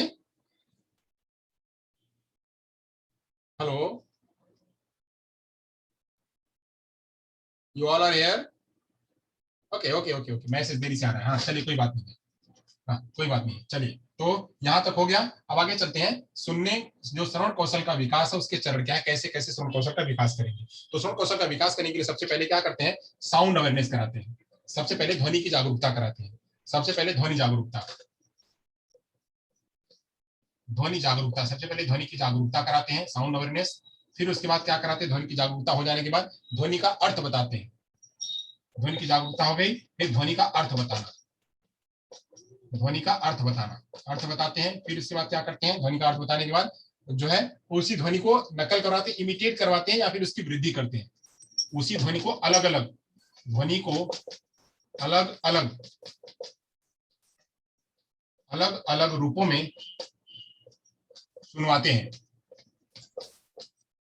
उसे कहते हैं उसको एक्सपेंशन करना, उसे कहते हैं एक्सपेंशन करना, उसी का, उसी ध्वनि का एक्सपेंशन करना। जब ये हो गया उसके आगे चलते हैं, तो आगे जो है वो ऑडिटरी कॉम्प्रिहेंशन करता है, श्रवण की समझ करवाते हैं, जो सुनना है उसी श्रवण की समझ करवाते हैं, श्रवण की समझ करवाते हैं। और फिर श्रवण की समझ कराने के बाद फिर आगे का जो बात है, वो आगे की बात है, वह उच्च श्रवण कौशल कराना, उच्च श्रवण कौशल करवाना, यानी उसके बाद उच्च श्रवण कौशल का मतलब क्या, जैसे अब इसी को मैं एक एग्जांपल दे दूं, इस एग्जांपल में सारा का सारा आ जाएगा। मैंने कहा कि जैसे आपने एक ध्वनि की जागरूकता कराई, प, बच्चे ने प समझा, तो प मतलब क्या, पी, यहाँ पे पी का मतलब प, पी का मतलब प, प पा, प प, ये दोनों मिलके प पा पा, ऐसे प से पापा, तो ध्वनि का अर्थ बताया, प से पापा, प से प, तो ये आपने बता दिया, पहले तो जागरूकता कराई, फिर अपने उसको बता दिया। अब इसके अलग अलग शब्दों में सुनवाया, तो जैसे पा पा, पा पा, जैसे पा पा, पानी, पापा, पानी, ऐसे ये हो गया। आपने क्या किया, उसको सुनवाया अलग अलग रूपों में, पापा आए, पापा खाना खाए, पानी पियोगे, ऐसे उसी ध्वनि को अलग अलग रूपों में उसका एक्सपेंशन करवाना। फिर क्या करना, उन ध्वनियों को, ध्वनियों की समझ बनाना, पापा पानी, इन सब चीजों को जो बम्बार्डिंग आपने करी उनके पीछे में जो है वो समझ करवाना, वो जो ध्वनियां आई उन ध्वनियों की समझ बच्चे ने समझा, उसको उसको इवेलुएट करना। करने के बाद फिर अब इसी पापा को, पापा, पापा खाना खाए, अब उसके आगे का है एक एडवांस आगे, जैसे हम करते हैं एसवीओ, एक एसवीओ सिंपल है, एसवीओ सिंपल है। अब इसी में हमने क्या कर दिया, एस एस वी ओ, हमने दो सब्जेक्ट लगा दिया, S V O, S V S O, हमने दो सब्जेक्ट लगा दिए, दो वर्ब लगा दिए, दो ऑब्जेक्ट लगा दिए, हमने क्या किया, थोड़ा सा और बढ़ा दिया, हमने उसी में एक सेंटेंस के साथ में दो सेंटेंस जोड़ दिया, तो ये हो गया थोड़ा और एडवांस। तो ऐसे बच्चे को और एडवांस कौशल भी सिखाना, दिए होते हैं क्या, ध्वनि कौशल के जो है वो चरण होते हैं। चलिए यहाँ तक अगर आपको समझ में आ गया हो तो आगे चलते हैं, आगे चलते हैं। ये अगर आपने कर लिया हो तो आगे चलें, ये कर लिया हो तो आगे चलें, मैसेज करते चलिए, मैसेज करते चलिए, हो गया हो तो चलिए आगे चलते हैं, आगे चलते हैं। अब बात करते हैं, श्रवण विकास के चरण हो गया। अब श्रवण कौशल के प्रकार, श्रवण कौशल के प्रकार कितने होते हैं, श्रवण कौशल के प्रकार, उसके प्रकार ले लेते हैं, कितने प्रकार हैं, श्रवण कौशल के प्रकार कितने, वो प्रकार ले लेते हैं। तो प्रकार जो है कुल 4 है, श्रवण कौशल के जो प्रकार हैं वो कुल 4 है। तो कुल 4 हैं, क्यों, कौन कौन से हैं, चारों को ले लेते हैं, चारों को समझ लेते हैं। ये पहला प्रकार है, यह दूसरा प्रकार है, यह तीसरा प्रकार है, और यह जो है ये चौथा प्रकार है। तो पहले प्रकार को ले लेते हैं। पहले प्रकार को कहते हैं एक्टिव, सक्रिय श्रवण, सक्रिय, सक्रिय, एक्टिव, यानी एक्टिव श्रवण। दूसरा क्या है, सेलेक्टिव, सेलेक्टिव मतलब चयनित श्रवण, चयनित, सेलेक्टिव, सेलेक्टिव। वही जो है अगला होता है प्रभावी, प्रभावी श्रवण, प्रभावी श्रवण को कहते हैं इम्फेटिक, इम्फेटिक, इम्फेटिक कहते हैं। वही जो है उपेक्षा पूर्वक, उपेक्षा पूर्वक श्रवण, उपेक्षा पूर्वक श्रवण कैसा होता है, जैसे इग्नोरिंग। चलिए एक एक को समझ लेते हैं, एक एक को समझ लेते हैं। एक को कहते हैं जो इसके प्रकार है, श्रवण कौशल के प्रकार है, एक तो है बिल्कुल एक्टिव, यहाँ पे आप हैं, यही आप ही के और मेरे बीच में रह लेते हैं, मैं बोल रहा हूँ और आप सुन रहे हैं, हम दोनों के बीच में की बात कर लेते हैं कि इसमें किसको कौन सा कहेंगे। तो मैं कह रहा हूँ सारी बातें आप बिल्कुल बाकायदा एक एक चीज को बिल्कुल एक्टिवली सुन रहे हैं, एक्टिवली सुन रहे हैं, एक एक चीज मैं जितनी जितनी बातें कह रहा हूँ बोर्ड पे भी देख रहे हैं, सुन भी रहे हैं, सुन करके उसको नोट करते जा रहे हैं, यानी एक्टिवली सुन रहे हैं। तो उसे कहेंगे क्या, एक्टिव, एक्टिव लिसनिंग, कि आपने हर बात को, जब मैं क्वेश्चन पूछूंगा तब उसका जवाब देंगे, क्योंकि आपने एक्टिवली सुना, सारा बिल्कुल कॉन्सेंट्रेट किया हुआ था तब सुना आपने, तो इसको कहते हैं एक्टिवली। वही सिलेक्टिव, सिलेक्टिव में जब हमारी बात कही जाएगी हम उसको सुनेंगे, जब हमारी बात कही जाएगी, अब हम ये सब तो हमको आता है, हटाओ ये सब, ये क्या बकवास करे जा रहे हैं, हमने कितनी बार पढ़ा हुआ है, कितनी बार पढ़ा हुआ है, हमने यहाँ पढ़ा हुआ था, हमने वहां पढ़ा था, वहां पढ़ा, फला जगह, दुनिया भर की जगह में पढ़ा हुआ था, ये एकदम बिल्कुल नहीं, चलो हटाओ इसको, हम दूसरा कुछ देखते हैं, गेम देखते हैं, ये देखते हैं, वो देखते हैं, दूसरी बातें देखते हैं, या कहीं और बातें करते हैं, ये सब अभी ये सब जान लिया है, ये सब कुछ कितनी बार पढ़ लिया है, ये सब बकवास चल रहा है, अभी अभी सुनने की जरूरत नहीं है। हाँ, जब कुछ नया बताएंगे तब वहां सुनेंगे, तो नया बताएंगे तो नया कहाँ आएगा, हो सकता है उनके लिए मेथड आ जाए, हो सकता है उनके लिए कुछ और आ जाए, तो वो उनके लिए सेलेक्टिव हो गया, यानी वो जो बात उनकी बात करी जाएगी, उनसे संबंधित बात करी जाएगी, उसको जब सुनेंगे उसे कहेंगे क्या, उसे कहेंगे सेलेक्टिव, उसे कहेंगे सेलेक्टिव। तो वो है, उसको कहते हैं सेलेक्टिव, जो है वह सेलेक्टिव लिसनिंग। चलिए आगे चलते हैं, सिलेक्टिव लिसनिंग हो गया, आगे चलते हैं इम्पैथिक। इम्फेटिक, इम्फेटिक मतलब प्रभावी, प्रभावी लिसनिंग क्या है, प्रभावी लिसनिंग में कौन सी ऐसी बात है जो बिल्कुल अलग है, जो बिल्कुल अलग है हम उसको सुनेंगे, जो अलग होगी, यानी इन सब चीजों से ये बातें नहीं थी, ये इसमें ये वाली बात जो है बिल्कुल समझ में आई थी, रोको मत जाने दो, ये स्लोगन बहुत अच्छा था, यहाँ पे चार बातों में से ये बातें जो है बहुत अच्छी लगी, तो इनको जो है हम सुनेंगे। तो ऐसे प्रभावी लिसनिंग भी करना, तो प्रभावी लिसनिंग के लिए भी हमको समझाना। ओके आगे चलते हैं, फिर आता है उपेक्षा पूर्वक। उपेक्षा पूर्वक मतलब यानी इग्नोर करना, इग्नोरिंग लिसनिंग क्या है, हटाओ ये फला है, ये क्या बोल रहा है, हटाओ, सुनने की जरूरत नहीं, हटाओ हटाओ, फटाफट स्किप करो, इसको करो, भगाओ भगाओ भगाओ भगाओ भगाओ, भगाते भगाते भगाते इसको फॉरवर्ड करते करते करते करते खत्म हो गई वीडियो, खत्म हो गया ये। ऐसे लोग जो है जिसको इग्नोर करते हैं, यानी वो इग्नोर कौन करता है, जो समझता है अपने आप को बहुत बड़ा तीसवान खा, जो अपने आप को बहुत बड़ा तीसवार खां समझता है कि हम ही सारे हैं, तो हमने ही, हमको सारे पता है, हम ही दुनिया के सारे जो है हमने कुछ जीत लिए हुए, हमने सब कुछ कर लिया हुआ है, तो जो अपने आप को तोप समझते हैं वो सभी को क्या करते हैं, वो इग्नोर करते हैं, सारी बातों को इग्नोर करते हैं। तो इग्नोर करोगे, जब सब कुछ छोड़ दोगे तो पकड़ोगे क्या, क्या आएगा हाथ में, तो हाथ में कुछ नहीं आने वाला है। तो ऐसे जो है वो ऐसी बातें जो इग्नोर करते हैं, हर बात को इग्नोर करना, तो इग्नोर करके जो सुनते हैं, ऐसा भी एक प्रकार का जो लिसनिंग होता है, तो हर लोग उसको इग्नोर करते हैं। तो ऐसे इग्नोर नहीं कराना, ये भी बच्चे को समझाना कि इग्नोर, हर बातों को इग्नोर नहीं करना है, सारी बातों को ध्यान से सुनना है, जितनी बातों को ध्यान से सुनोगे उतना ही शब्दों का और भाषा का विकास होगा। ओके चलिए यहाँ तक हो गया, ये मैंने आपको श्रवण कौशल के प्रकार बता दिए। अब आगे चलते हैं, इसकी विधियां कौन कौन सी हैं, श्रवण कौशल की विधियां कौन कौन सी हैं। विधियां भी चार है, श्रवण कौशल की विधियां नहीं, अगर आपको श्रवण कौशल की शिक्षण कराना है, श्रवण कौशल का शिक्षण कराना है बच्चे को, तो कौन कौन सी विधियां प्रयोग करेंगे, श्रवण कौशल शिक्षण की विधियां, श्रवण कौशल शिक्षण की विधियां, श्रवण कौशल शिक्षण की विधियां क्या है, तो पहली विधि जो है प्रयोग करी जाती है प्रश्नोत्तर विधि, पहली विधि जो प्रयोग की जाती है उसे कहते हैं प्रश्नोत्तर विधि, प्रश्नोत्तर विधि। दूसरी विधि जो है कहानी कहना, स्टोरी टेलिंग, कहानी कहना या सुनना, सुनना विधि। और तीसरी जो विधि होती है उसके कहते हैं श्रुतिलेख विधि, श्रुतिलेख विधि। और जो चौथी विधि है उस चौथी विधि को कहते हैं भाषण विधि, भाषण विधि। तो ये जो है ये विधियां हैं, पहली विधि है प्रश्नोत्तर विधि, दूसरी है कहानी विधि, तीसरी है श्रुतिलेख विधि, और चौथी है जो है उसे कहते हैं भाषण विधि। ये विधियां जो है वो प्रयोग में आती हैं, ये विधियों को प्रयोग में लाया जाता है जब हम शिक्षा जो श्रवण कौशल का विकास कराते हैं तब, उस टाइम पे। ओके यहाँ तक हो गया, आगे चलते हैं, आगे चलते हैं प्रभावी श्रवण कौशल के लाभ क्या है। अगर किसी के अंदर में प्रभावी कौशल हो गया, अगर ये हो गया हो तो हम चले आगे, प्रभावी कौशल कैसे होगा, प्रभावी श्रवण कौशल कैसे बनेगा, यानी कोई बच्चे के अंदर में प्रभावी श्रवण कौशल हो रहा है वह कैसे हो रहा है, इसके बारे में कैसे जानकारी लोगे आप, तो इसके बारे में जानते हैं। चलिए यहाँ तक हो गया हो तो आगे चले, आगे चलते हैं, प्रभावी श्रवण कौशल कैसे होगा।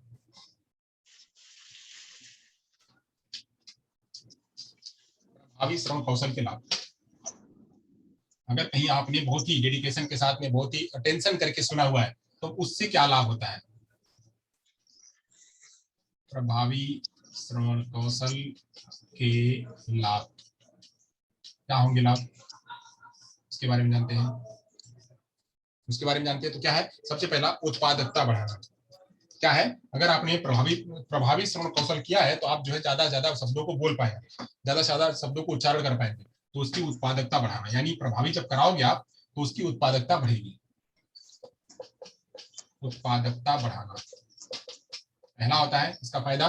दूसरा फायदा क्या होता है? इसका फायदा पहला है कि बच्चे के अंदर में उत्पादकता बढ़ेगी और प्रभावी कौशल आपने करवाया हुआ है तो ज्यादा शब्दों को बोल पाएगा। जब आपने उसकी जो है उसका प्रभावी श्रवण कौशल कराया होगा तब। संबंधों में सुधार करना, यहाँ से यह भी जो है उसके में होता है। अगर आपने बच्चे ने अच्छी तरह से सुना हुआ है तो वो उसका जो रिलेशन है वह अच्छी तरह से मेंटेन होगा। सुधार करना, यह भी इसके लाभ होता है। और क्या होता है? झगड़ों से बचना, यानी कॉन्फ्लिक्ट नहीं होगा। अगर ध्यान से सुना है तो कॉन्फ्लिक्ट नहीं होगा, उससे बचेगा। और क्या होगा? कॉन्फ्लिक्ट नहीं होगा। समझ में सुधार करेगा। जो अगर ध्यान से सुनेगा तो उसकी समझ क्या होगी? समझ विकसित होगी। नहीं तो क्या होगा? वह मिसअंडरस्टैंडिंग का शिकार रहेगा और शिकार रहते रहते ऊपर चला जाएगा, उसका कोई सोल्यूशन नहीं होगा, तो मिसअंडरस्टैंडिंग में बना रहेगा। समझ विकसित करना। और क्या जो है? बातचीत कौशल में सुधार करना, ज्यादा बातचीत करना। तो बच्चा जब उसको आ जाएगा तो बातचीत भी उसकी बेहतर होगी। बातचीत कौशल में सुधार करना, ये हो गया। और क्या बढ़ेगी? उसकी छवि और उसकी व्यक्तित्व बढ़ेगी। अगर बच्चा ध्यान से सुना हुआ है तो उसकी छवि और व्यक्तित्व में सुधार होगा, उसकी छवि और व्यक्तित्व में सुधार होगा। तो ये सब चीजें जो है उसके अंदर में लाभ होता है। किससे? अगर बेहतर श्रवण कौशल हुआ है तब। अब अगर बेहतर श्रवण कौशल बनाना है तो उसके लिए क्या ट्रिक है? कैसे बेहतर श्रवण कौशल छोटे बच्चों में या बच्चों में कैसे कराएंगे? चलिए यहाँ तक हो गया हो तो मिटाएं। जो श्रवण कौशल को करने के लिए, श्रवण कौशल सुधारने के ट्रिक क्या है? अगर किसी बच्चे का श्रवण कौशल का सुधार करना है, श्रवण कौशल को सुधारने के ट्रिक क्या? ट्रिक है, ट्रिक के बारे में जानते हैं। ट्रिक क्या है? तो पहला है सुनने की अवधि बढ़ाएं, यानी जितना सुनना है अधिक से अधिक सुनने की अवधि, जो ड्यूरेशन है वह बढ़ाएं। सुनने की अवधि बढ़ाएं। अगर आपको बच्चे का श्रवण कौशल बढ़ाना है तो उसको सुनना ज्यादा दें, सुनने के लिए समय निकालें। उसको कहें कि सुनने के लिए क्या क्या निकाले? सुनने के लिए समय निकाले। ज्यादा ज्यादा सुनेगा तो क्या होगा? उसका भाषा का विकास ज्यादा होगा और अच्छी तरह से सुन पाएगा। लाइनों के बीच में सुने, लाइनों के बीच में सुने, यानी दो बातें, ये नहीं कि इनिशियल और फाइनल सुन रहे हैं, इनिशियल और फाइनल सुन रहे हैं, मिडिल को नहीं सुन रहे हैं, यानी शुरू की बातें सुन रहे हैं और लास्ट की बातें सुन रहे हैं, बीच की बातें नहीं सुन रहे हैं। तो उसके जो बीच का है उसको भी सुने, वहां पे भी सार होता है। तो लाइनों के बीच को सुने। और क्या? और कैसे? पूरा ध्यान दे, अपना पूरा ध्यान दे, अटेंशन पूरा हो, पूरा ध्यान दे। तो पूरा ध्यान देने से भी क्या होगा? लिसनिंग स्किल बढ़ेगी। और क्या है? संदेश को पुनः स्थापित करें। जो संदेश है, जो मैसेज है, उसको रिवाइड करें। एक बार क्या कहा गया, अच्छा क्या कहा गया था, जरा उसको रिकॉल करें। तो रिकॉल करना, संदेश को रिकॉल करना। तो रिकॉल करेंगे तभी जो है बढ़ेगा। विचारों के साथ साथ तथ्यों को भी सुने। जो विचार तो हैं, विचार तो थे, विचार के साथ साथ तथ्य, विचार के साथ साथ तथ्य को भी सुने। और क्या करें? एकाधिकार से बचें, मोनोपोली ना करें, यानी खाली हम ही है, हम ही है, हम ही है, हम ही है, सब कुछ हम ही है, ऐसा नहीं है। हम ही है, हम ही तोप है, हम, ऐसा कुछ नहीं है। तो उससे बचें कि खाली हमने जो कहा वही है, हम ही राजा है, हम ही ने सब कुछ कर लिया, हम जो है इतने बड़े हो गए, ऐसा कुछ नहीं है। तो दूसरे की बातों को भी ध्यान से सुने। तो मोनोपोली से बचें, मोनोपोली से बचें। यह जो है उसकी क्या है? ट्रिक है भाषा को सुधारने के लिए। यानी किसी बच्चे का श्रवण कौशल अगर सुधारना है, श्रवण कौशल को बढ़ाना है, तो उसके लिए क्या है? ट्रिक है। अब जो है कुछ स्मरणीय तथ्य हैं, उसके बारे में जान लेते हैं। यानी कुछ जो है आपको ये जानना जरूरी है, ये क्या क्या होते हैं। कुछ स्मरणीय तथ्य हैं, उसके बारे में जान लेते हैं। क्या है स्मरणीय तथ्य? ये हियरिंग से ही संबंधित कुछ स्मरणीय तथ्य हैं, जैसे एक व्यक्ति यानी हम क्या है 125 से 250 शब्द 125 से 250 शब्द प्रति मिनट सुनते हैं। हम जो है हम 125 से 250 शब्द प्रति मिनट सुन सकते हैं, यानी इतनी स्पीड से हमारा कान जो है वो सुनने के लिए तैयार होता है। तो 125 से 250 शब्द प्रति मिनट तक सुना जा सकता है। दूसरा, 1000 से 3000 शब्द प्रति मिनट सोचते हैं, यानी हम क्या करते हैं, कितना 1000 से 3000 शब्द सोचते हैं प्रति मिनट। कैसे? प्रति मिनट 1000 से 3000 शब्द क्या करते हैं, सोचते हैं। 75% समय हम विचलित, व्यस्त और भुलक्कड़ रहते हैं, यानी 75% हम क्या होते हैं, विचलित रहते हैं, यानी हमारा दिमाग कहीं और रहता है, तो हम वो विचलित रहते हैं। तो ऐसे 75% हम विचलित रहते हैं। जब सुनते हैं तो उस टाइम में हमारा दिमाग ध्यान नहीं रहता है, एक जगह नहीं रहता है, विचलित रहते हैं या भुलक्कड़ रहते हैं, भूल जाते हैं, भुलक्कड़ रहते हैं 75% टाइम। 20% हम जो है जो सुनते हैं उसे याद रखते हैं, यानी खाली 20% ही जो सुना जाता है उसे याद रख पाते हैं। 20% ही जो सुनी हुई बात है उसको हम याद रख पाते हैं। 35% जो है व्यवसायी मानते हैं, 35% अधिक व्यवसायियों को लगता है कि सुनना सफलता के लिए शीर्ष कौशल है। यानी जितने भी बिजनेसमैन हैं, जो बिजनेसमैन है वो यह मानते हैं कि 35% अगर सुना गया, मतलब 35% बिजनेसमैन ये मानते हैं कि सुनने से बिजनेस शीर्ष पर पहुंचता है, बिजनेस कहां पहुंचता है, ऊंचाइयों पर पहुंचता है। 35% बिजनेसमैन ये मानते हैं कि अगर हम ध्यान से सुनेंगे, अटेंशन करेंगे, तो हमारा बिजनेस हुआ टॉप पे पहुंचेगा। वहीं मात्र 2% लोग 2% जो है औपचारिक शिक्षा सुनने से 2% सुनने से औपचारिक शिक्षा प्राप्त होती है। अब आप समझ लीजिए, आपकी औपचारिक शिक्षा, अभी आप लोग खाली सुन करके औपचारिक शिक्षा ले रहे हो तो कितनी आपकी औपचारिक शिक्षा होगी, यानी फॉर्मल एजुकेशन अगर आप सुन करके ले रहे हो तो कितनी परसेंट होगी, मात्र 2%। मात्र 2% जो है वो औपचारिक शिक्षा जो है सुनने से खाली होती है। बाकी आप देखते हो, करते हो, समझते हो, तब जाकर के आपकी जो होती है। तो सुनना बहुत कम भूमिका निभाता है, सुनना ज्यादा भूमिका कब निभाता है, बच्चा जब छोटा होता है तो उसको सुनने पर फोकस करवाया जाता है, और सुन करके जब उसका भाषा का विकास हो जाता है ना, तब उतना सुनने पर फोकस नहीं रहता। मतलब सुनता तो है, सब कुछ सुनता है, बट वह आधी बातें क्या होती हैं, भूल जाती है। तो सुनना जरूरी तो है, सुनने से कंसंट्रेशन हम कम कर पाते हैं, हम देख करके ज्यादा कंसंट्रेशन कर पाते हैं। तो ऐसे इसका प्रयोग खाली भाषा विकास के लिए और सारे विकासों के लिए जो है और अन्य इंद्रियां काम आती है, इसलिए इसका रोल जो है इन जगहों पे कम होता है। चलिए, यहाँ तक आपको समझ में आ गया। अब ये जो है आज हमारा यहाँ पे लिसनिंग स्किल जो था वह खत्म हो गया, लिसनिंग स्किल खत्म हो गया। अब यहाँ से जो है आपके स्व जांच करेंगे। अगर बीच में अगर आपका कोई प्रश्न रहा होगा तो हमसे आप पूछ लेंगे, अगर किसी प्रकार का आपका कोई प्रश्न होगा तो आप हमसे पूछ लेंगे। चलिए यहाँ से हम जो है स्लाइड शेयर करते हैं।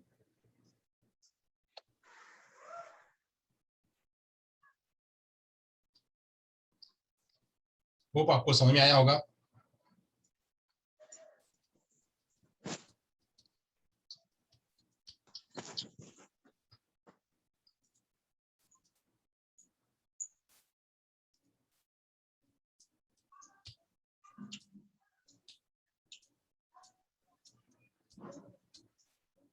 सो जान, पहला प्रश्न है आपकी स्क्रीन पे आ रहा है कुछ इस तरह से, ये है आपके स्क्रीन पे पहला प्रश्न। पहले प्रश्न का जवाब देंगे आप लोग। पहला प्रश्न है, सुनना कौशल के बारे में कौन सा कथन उचित नहीं है। सुनना कौशल के बारे में कौन सा कथन उचित नहीं है। सुनना कौशल सबसे कम महत्वपूर्ण है। सुनना कौशल मौखिक कौशल के अंतर्गत आता है। सुनना कौशल का अन्य कौशल के विकास में सहायक होता है। सुनना कौशल का भाषा के नियमों को पहचानने, उनका निर्माण करने में सहायक है। जवाब जवाब जवाब जवाब जवाब, सुनना कौशल सबसे कम महत्वपूर्ण है। सही बात है, सुनना कौशल जो है वह सबसे कम महत्वपूर्ण है। हमारे जितने लोगों ने हमारी बातों को सुना होगा उन बातों से वह जवाब दे पाएंगे। तो सुनना कौशल जो है वो सबसे कम महत्वपूर्ण है। चलिए आगे चलते हैं, अगला प्रश्न लेते हैं। सही बात है, बहुत बढ़िया बहुत बढ़िया बहुत बढ़िया बहुत बढ़िया, सारे लोगों ने बहुत बढ़िया जवाब दिया। चलिए अगला प्रश्न ले लेते हैं। अगला प्रश्न आपकी स्क्रीन पे कुछ इस तरह से, यदि छात्र की डॉट डॉट डॉट इंद्रियों में दोष है तो वह न भाषा सीख सकता है और न ही अपने मनोभावों का को अभिव्यक्त कर सकता है। कौन सी इंद्रियां हैं? दृश्य इंद्रियां, स्पर्श इंद्रियां, श्रवण इंद्रियां, इनमें से कोई नहीं। कौन सी इंद्रिय का अगर दोष होगा तो उससे बच्चा भाषा नहीं सीख पाएगा, उससे बच्चा भाषा नहीं सीख पाएगा। ऐसी कौन सी इंद्रिय है? ऐसी कौन सी इंद्रिय? दृश्य इंद्रिय, श्रवण इंद्रिय, दृश्य इंद्रिय, श्रवण इंद्रिय, स्पर्श इंद्रिय। सही बात है, सुनने वाली इंद्रिय यानी श्रवण इंद्रिय। श्रवण इंद्रिय का अगर प्रयोग करेगा तो वह जो है वह भाषा को जो है वो आसानी से सीख पाएगा और अपने मनोभावों को अभिव्यक्त कर पाएगा। अगर वही नहीं हो पा रहा है तो बच्चे का ये सब क्या होगा? वह विकास नहीं होगा। चलिए बहुत बढ़िया, अगला प्रश्न लेते हैं। तीसरा प्रश्न आपकी स्क्रीन पे कुछ इस तरह से है। तीसरा प्रश्न है, निम्न में से कौन सी शिक्षण विधि श्रवण कौशल के शिक्षण में सर्वाधिक उपयोगी है? निम्न में से कौन सी शिक्षण विधि श्रवण कौशल के शिक्षण में सर्वाधिक उपयोगी है? प्रश्नोत्तर विधि, सस्वर वाचन, भाषण विधि, सभी। जवाब दीजिए, कौन सी विधि सबसे सबसे महत्वपूर्ण है? कौन सी विधि सबसे महत्वपूर्ण है? कौन सी विधि सबसे महत्वपूर्ण है? प्रश्नोत्तर विधि, सस्वर वाचन, भाषण विधि, कौन सी विधि है? विधियों के बारे में मैंने बताया हुआ था, विधियों के बारे में भी मैंने बताया हुआ था। जवाब बहुत कम आ रहे हैं, जवाब बहुत कम आ रहे हैं। ओके चलिए, तो ये सभी क्या है? ये सभी विधियां जो है वह महत्वपूर्ण है। चलिए आगे चलते हैं, अगला प्रश्न लेते हैं। अगला प्रश्न आपकी स्क्रीन पे कुछ इस तरह से, अगला प्रश्न है, किस कौशल में निपुण होने के बाद स्वराघात, बलाघात, उतार चढ़ाव के अनुसार छात्र इस कथन को समझ सकता है? वाचन कौशल, लेखन कौशल, श्रवण कौशल। उपरोक्त सभी किस कौशल में निपुण होने के बाद स्वराघात, बलाघात, उतार चढ़ाव के अनुसार छात्र कथन को समझ सकता है? छात्र कथन को समझ सकता है किसके जरिए? वाचन कौशल के जरिए, लेखन कौशल के जरिए, श्रवण कौशल के जरिए। सही बात है, श्रवण कौशल के जरिए जो है वह श्रवण कौशल के जरिए वह क्या कर सकता है? वह स्वराघात और बलाघात को अच्छी तरह से समझ सकता है। बहुत बढ़िया, चलिए अगला प्रश्न लेते हैं। अगला प्रश्न आपकी स्क्रीन पे कुछ इस तरह से, पांचवा प्रश्न है आपकी स्क्रीन पे कुछ इस तरह से। हाँ, सामान्यतः व्यक्ति 1 मिनट में शब्द सुनते हैं। सामान्यतः व्यक्ति 1 मिनट में शब्द सुनते हैं 100 से 150, 100 से 200, 125 से 250, 125 से 150। जवाब, सामान्यतः व्यक्ति 1 मिनट में कितने शब्द सुनते हैं? सामान्यतः एक मिनट में कितने शब्द सुनते हैं? सही बात है, 125 से 250। सारे लोगों ने ध्यान से सुना है इसलिए जवाब दे पा रहे हैं। चलिए बहुत बढ़िया, यानी जो हम पढ़ा रहे हैं वो आप तक पहुंच रहा है। बट राजा, पढ़ाने में मेहनत बहुत लगती है, पढ़ाने में मेहनत लगती है और कंटेंट को बनाने में बहुत मेहनत लगती है, और ये सब सर्च करके लेके आने में मेहनत लगती है। आगे चलते हैं, श्रवण कौशल विकास का प्रथम चरण है। श्रवण कौशल विकास का प्रथम चरण है क्या? ध्वनि के अर्थ को बताना, ध्वनि की जागरूकता, ध्वनि का विविधीकरण और श्रवण समझ। कौन सा है? कौन सा है? कौन सा है? ध्वनि के बारे में मतलब श्रवण कौशल विकास का प्रथम चरण है ध्वनि के अर्थ को बताना, ध्वनि की जागरूकता, ध्वनि का विविधीकरण। सही बात है, सभी लोगों के जवाब सही आ रहे हैं। इसका जवाब है क्या? ध्वनि की जागरूकता सबसे पहला चरण है, सबसे प्रथम चरण है वह ध्वनि की जागरूकता। चलिए बहुत बढ़िया, जब अगला प्रश्न है, अगला प्रश्न लेते हैं। हाँ, अगला प्रश्न नहीं है। Thank you so much, thank you so much. आप सभी ने ध्यान से सुना, समझा और सेशन को कंप्लीट किया। अब यहाँ से अगर किसी कोई प्रश्न है तो हमसे पूछ सकता है, अगर किसी कोई प्रश्न है तो हमसे पूछ सकता है। माइक ऑन करिए और हमसे पूछ लीजिए, माइक ऑन करिए और हमसे पूछ लीजिए। अगर किसी को कोई प्रश्न है तो हमसे पूछिए।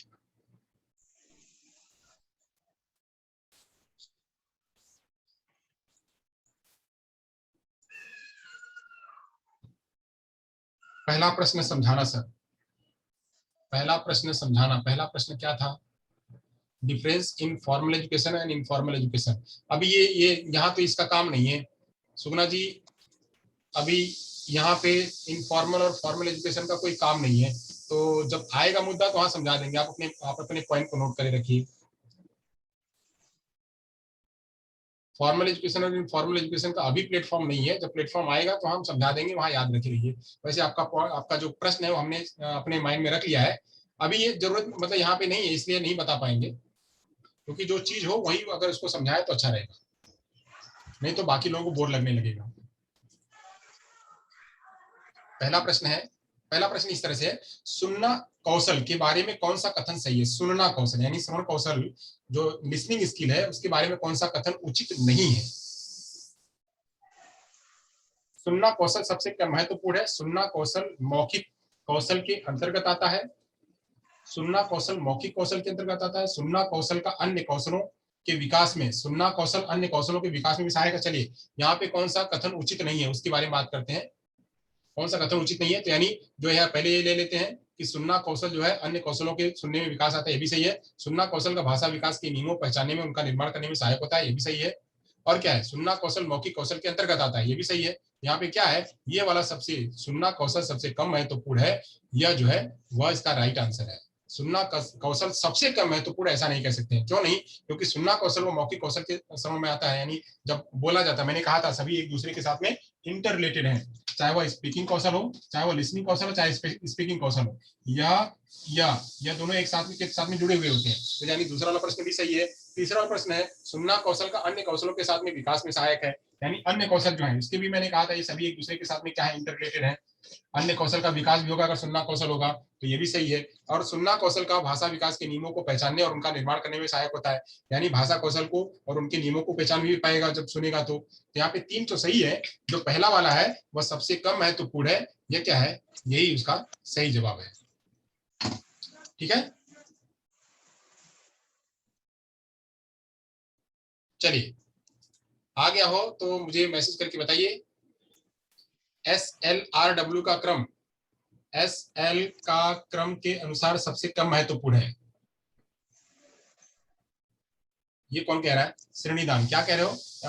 S speaking listening reading writing का क्रम के अनुसार सबसे कम महत्वपूर्ण। इसमें समझ में नहीं आ रहा आप क्या पूछना चाह रहे हो? माइक ऑन करके पूछिए, माइक ऑन करके पूछिए मेरे से।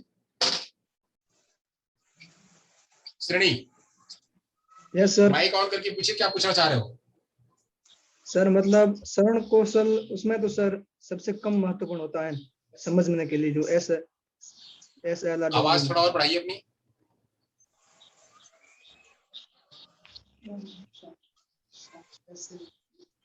हाँ बोलिए। सर SLRWR में सर वो उसमें तो श्रवण कौशल मतलब कम महत्वपूर्ण है उन सब में, उनके क्रम के अनुसार।